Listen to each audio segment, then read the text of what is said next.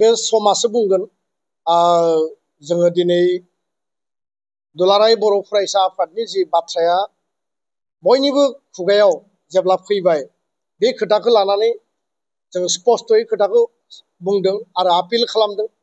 खौसेया माला जाहैगोन, माबायदि जाहैगोन, बिनि मेकानिजमा मा, एजेन्डाया मा, माबायदि तयार खालामगोन, परिकल्पनाया मा जागोन, मोननै दोलोआ बेखौ निर्धारन खालामनांगोन।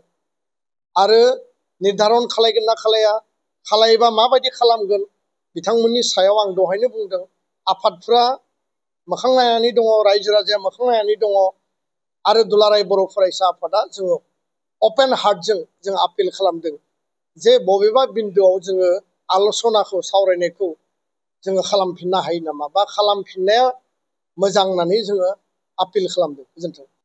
गोबां समाव माखासे आल'सना बिलोचना सावरायनाया समाधाननि मोनसे लामायाव फैयो, मालाबा बियो थाबथायो।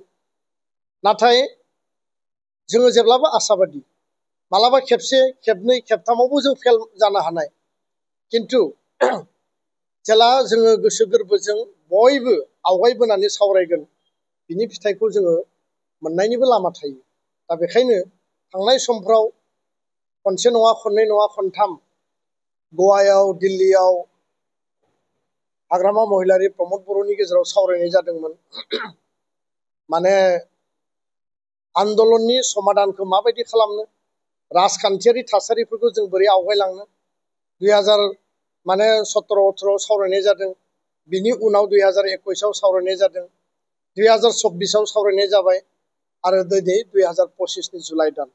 मिजिंथियो जे उननि जि सावरायनाय, उननि जि आल'सना जुदि जायोब्ला जों जिखौ आपिल खालामदों, रायजो राजाया जिखौ आपिल खालामदों, बे सावरायनाया जाहाथे फिथाइ गोनां जायो आरो बे फिथाइया हारिनि सार्थआव जायो, जों बेखौनो मिजिंथियो। बेयाव जागोन आरो जायानि खुनु फर्मुला गैया। बिनि भबिष्यतखौ निर्धारन खालामगोन समाजो आरो समाव बिनि फिथाइखौ जों मोनगोन। गोजोन्थों।